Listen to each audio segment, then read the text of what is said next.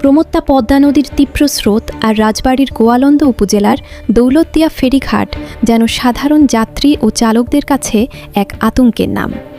গত 25শে মার্চের সেই ভয়াবহ বাস ট্র্যাজেডির রেশ কাটতে না কাটতেই আবারও সেখানে ঘটল এক লোমহর্ষক দুর্ঘটনা। চোখের সামনে একটি বিশাল যাত্রীবাহী বাস নিয়ন্ত্রণ হারিয়ে সরাসরি তলিয়ে গেল পদ্মার বুকে। 5ই জুন শুক্রবার সকাল 9:30টার দিকে দৌলতদিয়ার 7 নম্বর ঘাটে ঘটে এই দুর্ঘটনা। কুষ্টিয়া থেকে ছেড়ে আসা ঢাকাগামী এসবি সুপার ডিলাক্স নামের বাসটি ফেরিতে ওঠার সময় এই বিপত্তির শিকার হয়।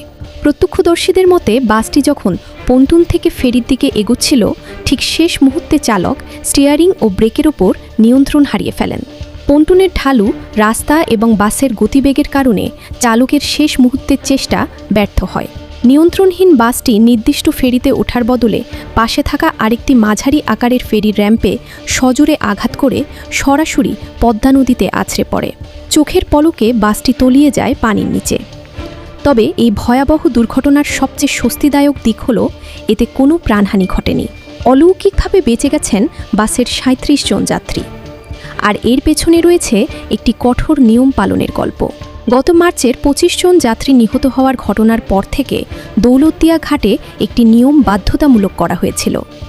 যে কোনো বাস ফেরিতে ওঠার আগে পন্টুনেই বাসের সমস্ত যাত্রীকে নামিয়ে দেওয়া হবে। বাসের যাত্রীরা হেঁটে ফেরিতে উঠবেন এবং বাসটি খালি অবস্থায় ফেরিতে প্রবেশ করবে। এসবি সুপার ডিলাক্সের ক্ষেত্রেও ঠিক এই নিয়মটি অক্ষরে অক্ষরে পালন করা হয়েছিল। ফলে বাসটি যখন নদীতে তলিয়ে যায় তখন তার ভেতর কোনো যাত্রী ছিলেন না। যাত্রীরা রক্ষা পেলেও বাসের ভেতরে আটকা পড়েছিলেন চালক ও সহকারী। তবে ঘাট শ্রমিক এবং স্থানীয় বাসিন্দাদের তাৎক্ষণিক সাহসিকতায় দ্রুত তাদের পানি থেকে উদ্ধার করে গোয়ালন্দ উপজেলার স্বাস্থ্য কমপ্লেক্সে পাঠানো হয়।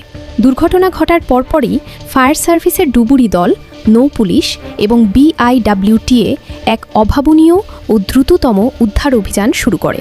উদ্ধারকারী জাহাজ আমির হামজা মাত্র 2.5 ঘন্টার মধ্যে বিশাল বাসটিকে নদীর বুক থেকে টেনে পন্টুনের ওপর তুলে আনে। পরে ডুবুরি দল নদী ও বাসের ভেতর তল্লাশি চালিয়ে নিশ্চিত করে যে আর কেউ নিখোঁজ নেই।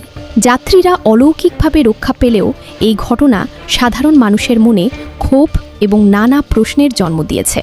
পরিবহন বিশেষজ্ঞ ও স্থানীয়দের মতে বারবার একই ধরনের দুর্ঘটনা ঘটার পেছনে প্রধান কারণ 3টি।